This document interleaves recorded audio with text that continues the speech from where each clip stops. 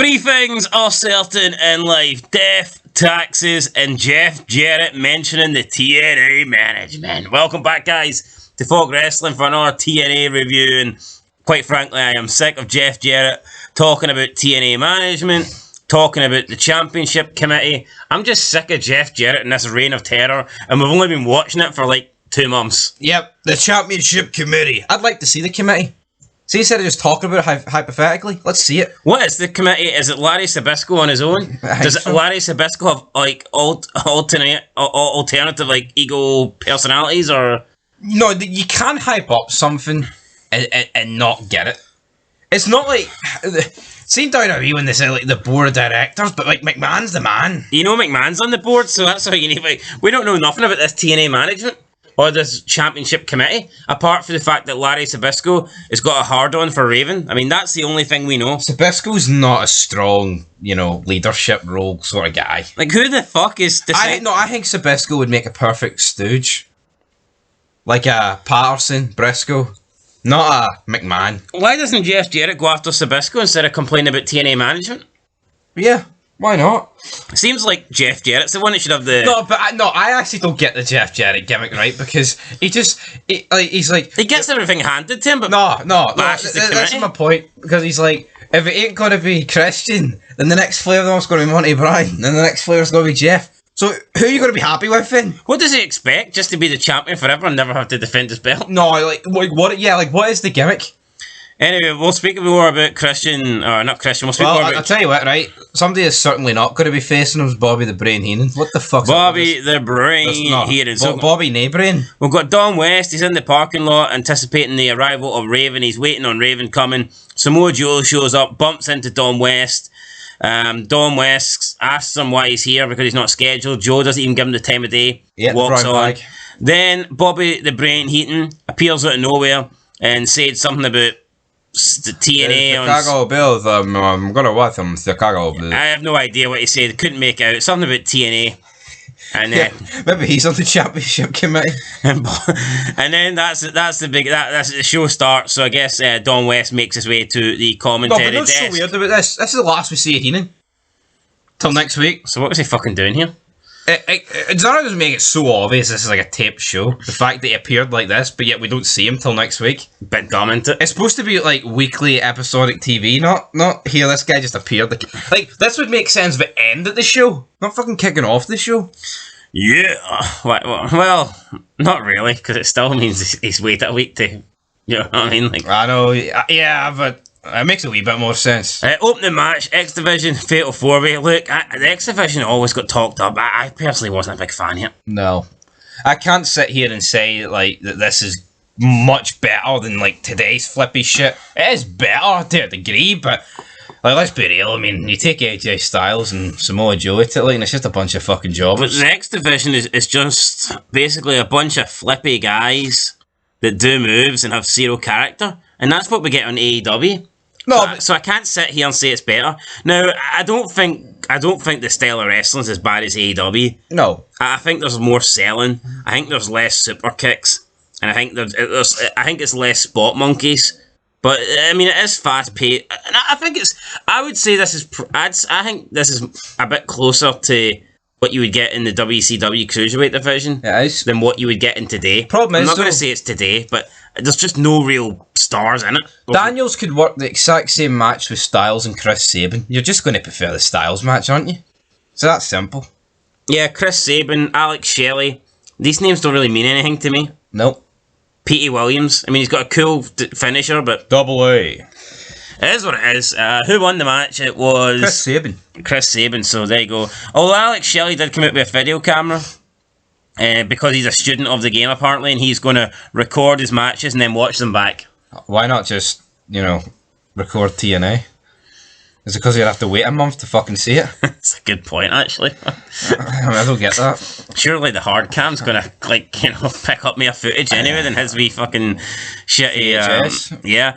Then we got an interview with Terry Taylor in America's Most Wanted. Terry Taylor went into their dressing room, but they've only got one dressing room in TNA, so everybody shares it. They were sitting on the couch drinking beers and watching the funeral for Team 3D. They're really living off this. I mean, I enjoyed the segment, but I mean, come on. Yeah, it's time to move on. Yeah, it was like fucking 3 months ago. And they're making it as if they killed the Dudleys. You didn't. You had a phony segment where you pretended they were dead. I mean, come on. I know. They're making it as if this was the greatest achievement of all time. You haven't actually beat the Dudleys yet, so... Yeah, I don't understand what this gimmick is, to be honest, but...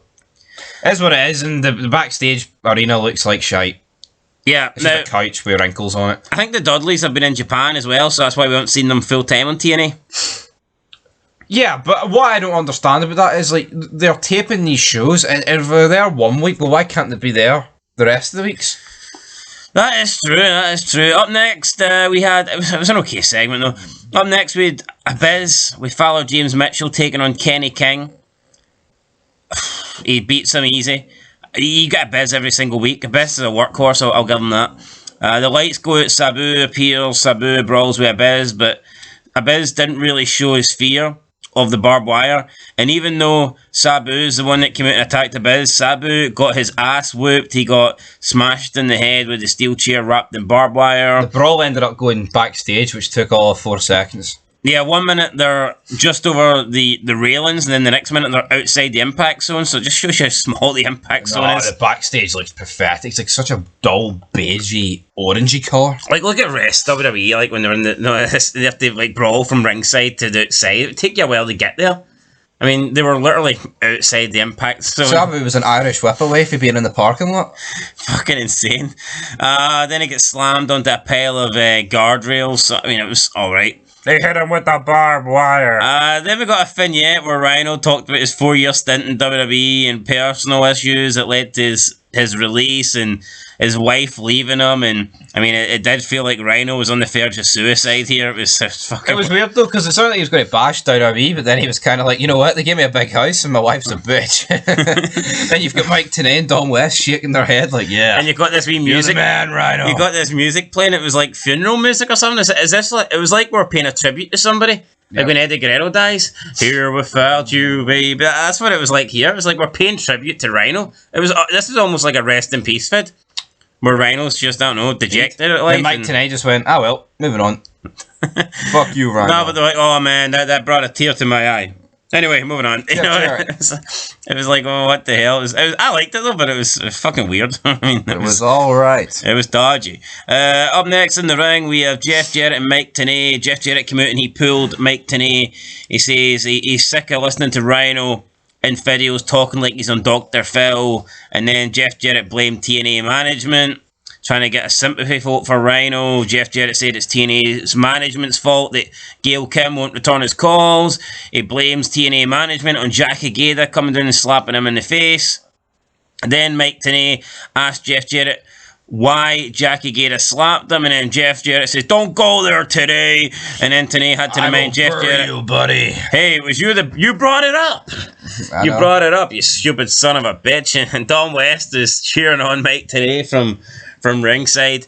Obviously, right, Jackie Gator, he had an affair somewhere, but it's not. But they never, if they actually disclosed that him and Gail Kim are going, in storyline sense. No, I spoke about this a couple weeks ago in one of the reviews. Like Gail Kim just like out of nowhere turned up and started managing Fale and Jeff Jarrett. Yeah, so what is the big issue? Like, it's not like the big issue would be with Jeff Jarrett and his wife, because she's not on camera, so it's irrelevant. Like, America's Most Wanted and Team Canada are like fucking raging with Jarrett over this. What? How could you do that? How could you do that? Christian comes out. He says he was sick of sitting in the back listening to Jeff Jarrett putting the fans to sleep. He says it's TNA and he's boring everybody and is complaining of the management. Christian says when he's done with Monty Brown, he's coming for the NWA World Championship. The fans are all chanting boring here. Jeff Jarrett's not happy, so he challenges Cage to a fight. Cage hits the ring. We have a little bit of a brawl. Cage goes for the unprettier. Jarrett runs out. Bobby Roode then comes out and attacks Christian Cage from behind.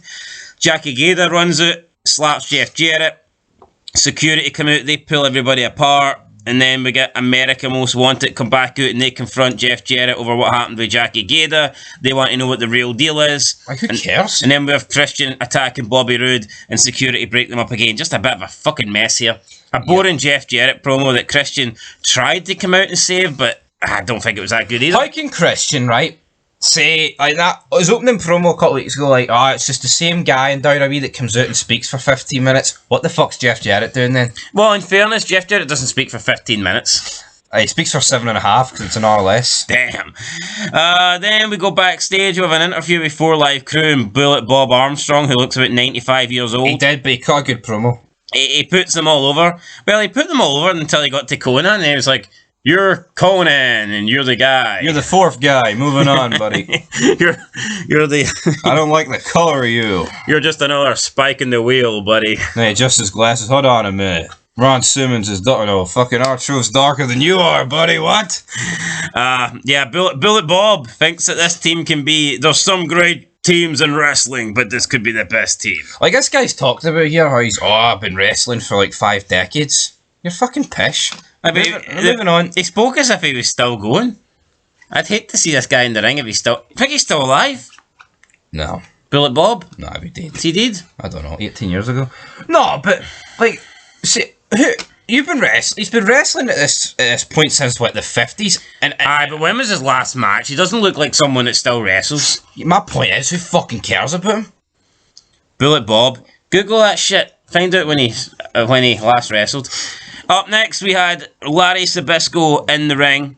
He is offering Raven the chance to sign the TNA release form and walk away. Instead, if he doesn't want to do this House of Ravens match or Raven's House of Fun match, Raven's got the opportunity. Raven refuses to do it. Then Larry Sabisco says that Raven has made his choice and his girlfriend will like this match. This enrages Raven. Raven snaps. He slaps Larry Sabisco. Says that he'll only sign the contract in Larry Sabisco's blood after he's beaten them down to hell. Larry Sabisco then introduces Raven's opponent. It is Simon Diamond, although it doesn't stop there because it's the entire Diamond crew or whatever this faction's called. It's Simon Diamond, Alex Skipper, and David Young in a 3-on-1 main event match against Raven inside the House of Fun. But we have an update on Bullet Bob Armstrong. He's dead. He's been dead for 3 years. He was 81. Well, he was 80. Rest in peace, Bullet Bob. When was the last match? Last match, come on. I don't like May 11th, 2019. Holy shit! He was refereeing. He couldn't. He wasn't wrestling. He was 80-year-old. Aye, but he wasn't wrestling. Ring name's Alabama Jawcracker. Jawcracker. I don't know. It says that was his last. I'll give you an update. You talk more pish there. Well, it says his career was to 1988 actually, but semi-retirement. 2001, by the looks of it, sounds like his last match. 2001, guys. There you have it. Anyway, speaking of the last match. Oh no, his last match was actually May 11th, 2019. Jesus fucking Christ. He defeated the Assassin in Alabama. Wait, was he not 80? He was 80. So why does everyone make a big deal out of Ric Flair wrestling? Because this guy's 80. Fuck about him. No, but people are saying like Ric Flair can't do it. This guy looked like a member of The Walking Dead in 2005. What did he look like in 2019? 14 years later? Yeah, I have no idea. Anyway, there you go, guys. A little bit of trivia for you. Bullet Bob had his last match in 2019. Anyway, House of Fun main event. The Diamonds in the Rough defeat Raven. It was a pretty good match, though. Raven getting battered. Raven busted open. Raven bleeding everywhere. We did have Cassidy Riley come out and attack the Diamonds. He tried to even up things with Raven, but it wasn't enough. In the end, Raven got cut open pretty badly, and they threw him out over the top rope. He went crashing through a table, and the Diamonds in the Rough then just jumped to the outside and triple teamed Raven and got a 3-on-1 pinfall, really. So they all just piled on top of each other. Raven couldn't kick out.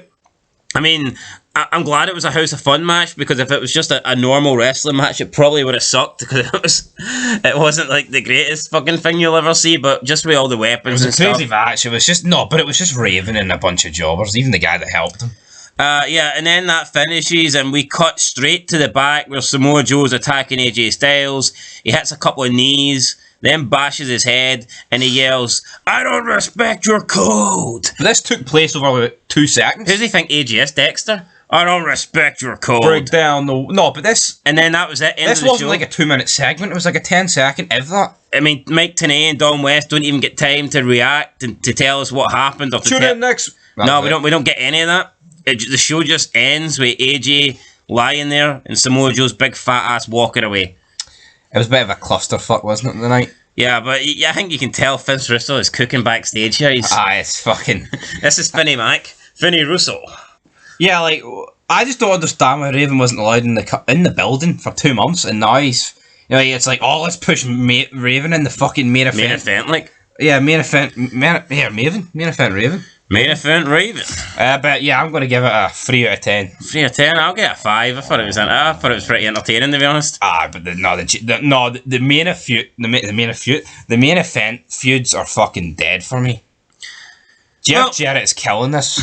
Down. And Rhino wanted to kill himself, so... Gore. Anyway, that's a 4 out of 10, guys. Let us know what you thought down below. We'll catch you in the next one. But until then, the damn TNA management. Peace.